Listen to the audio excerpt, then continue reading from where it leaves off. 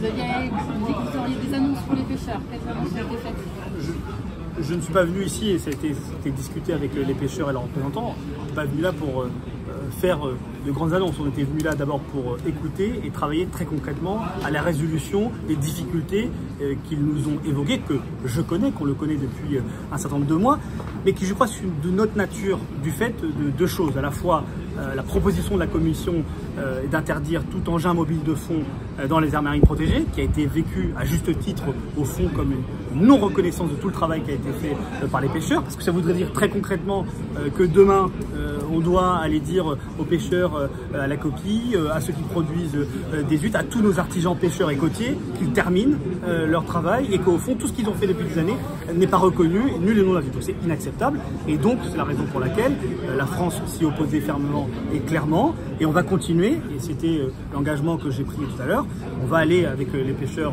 aussi à Bruxelles pour indiquer clairement que ce n'était pas acceptable parce que ça remettrait en cause bien l'intégrité même de la pêche française et ça condamnerait la pêche artisanale.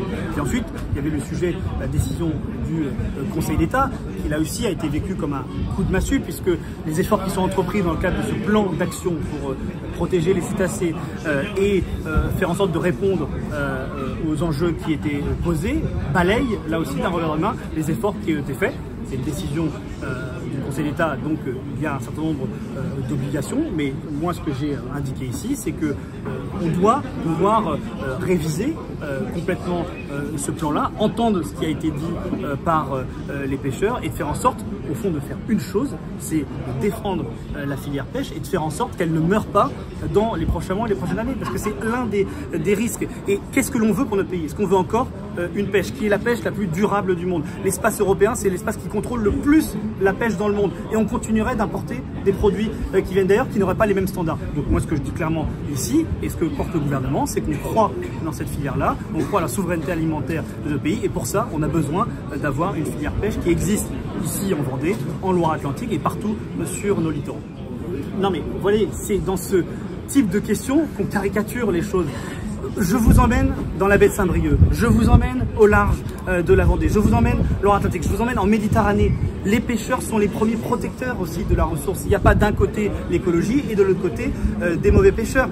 Il y a des femmes et des hommes qui depuis des générations vont en mer au péril souvent de leur vie, nourrissent la population et fournissent un produit de qualité qui nous est envié partout dans le monde. Il y a des difficultés, il y a des problèmes, il y a des améliorations qu'on doit apporter, mais il ne faut pas caricaturer, opposer les uns les autres, parce que quand on voit la manière dont ils protègent la ressource partout sur nos littoraux, on voit bien que les efforts ont été faits et qu'ils n'ont pas attendu, parfois un certain nombre d'ONG, ils n'ont pas attendu un certain nombre de personnes pour s'y mettre, parce qu'ils savent très bien que s'il n'y a plus de ressources, il n'y a plus de pêcheurs. Donc moi, le message qui est le mien aujourd'hui, c'est qu'on a un devoir de réussite collectif.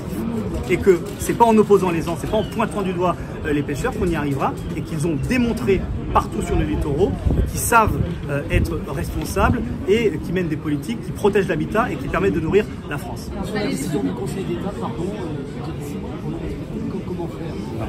Travail concret, sérieusement. C'est-à-dire qu'ils remettent en cause le plan, et donc il y a eu des cartes qui ont été partagées par le président du comité des pêches, il y a des propositions qui sont faites par les pêcheurs, mais moi, ma priorité, c'est de dire qu'il faut vraiment tenir les deux bouts de la chaîne, parce que imaginez que dans 6 mois, on ait un écroulement de la filière. Dans quel monde on vit? On continuerait d'importer du poisson, alors que là, on a des pêcheurs qui ont démontré qu'on peut faire le travail, qu'on sait le faire, et on dirait du jour au lendemain, on plie bagage et on ne défend pas cette souveraineté, et surtout, on ne défend pas l'identité et, je crois, l'héritage de ces territoires qui sont des territoires littoraux, maritimes, et qui ont démontré qu'on peut être fier de cette pêche française, on peut être fier des pêcheurs. Il y a des difficultés, la crise, elle est réelle, je l'entends et on la comprend. On se bat aussi au gouvernement depuis des mois pour porter un certain nombre de combats sur la civelle. Il y avait le risque au Conseil européen et qu'elles soient interdites, on s'est battu aux côtés des pêcheurs pour la maintenir. Là aussi, en se basant sur la science, en se basant sur le bon sens, c'est qu'ils ont démontré qu'ils peuvent préserver la ressource et ça fait partie de l'identité du territoire. On s'est aussi battu pour avoir le soutien économique quand il le fallait sur l'aide carburant. On a continué, on l'a prolongé. Le président de la République et la Première ministre l'avaient annoncé au Salon de l'Agriculture.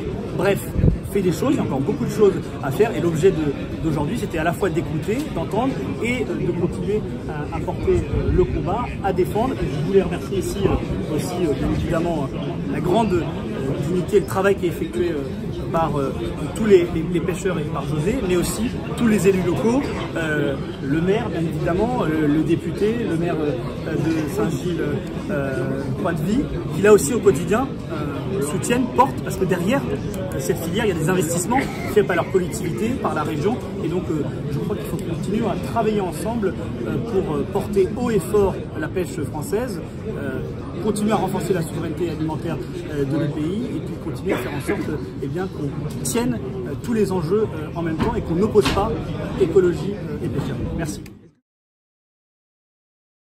Je pense que le monsieur Jomus pourrait venir voir ce qui se passe ici, parce que ce qui est en train de se développer aujourd'hui, ça va gagner tout l'Europe. Quelles mesures, quelles annonces concrètes là aujourd'hui? Alors, on a fait une feuille de revendication pour vous la passer, enfin de revendication, qui n'est pas différente de celle du comité national, grosso modo. Après, il y a des particularismes régionaux. Mais alors, regardez ce qui se passe aujourd'hui.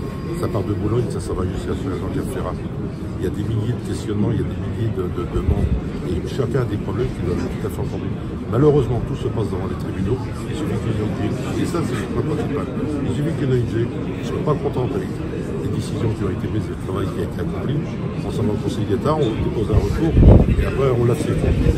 Derrière, il y a toute une filière. Je vais juste dire, au travers de la mesure qui vient d'être.